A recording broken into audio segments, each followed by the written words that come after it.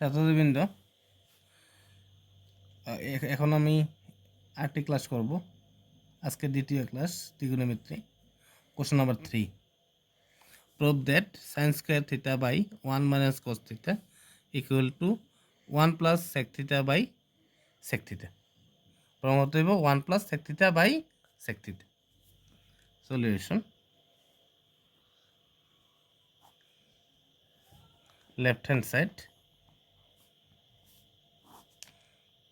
Sign square theta by 1 minus cos theta. Sine square theta মানে কি আমরা জানি, sine square theta equal to 1 minus cos square theta. তাহলে sine স্কোয়ারের পরিবর্তে কি লিখতে পারি? 1 মাইনাস কস স্কোয়ার থিটা। নিচে কি ছিল? 1 minus cos theta, 1 minus cos theta.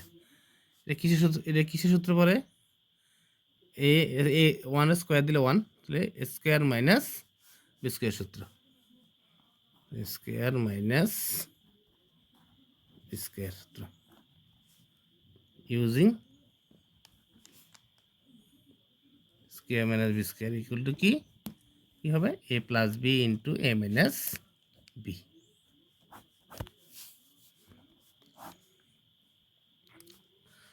কি লেখা যায়?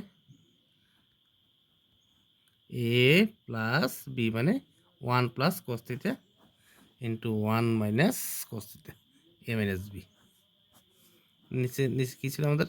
1 minus cos theta, 1 minus bracket দিতে পারো, 1 minus cos theta, 1 cos theta cancel. আর কি রয়ে গেছে? 1 plus cos theta, 1 plus cos theta মানে 1 বাই সেক থিটা। এটা আমরা জানি যে cos theta equal to 1 by sec theta.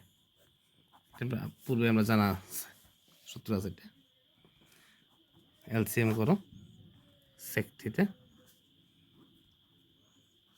Theta plus cancel 1 1 যা 1 is equal to right hand side.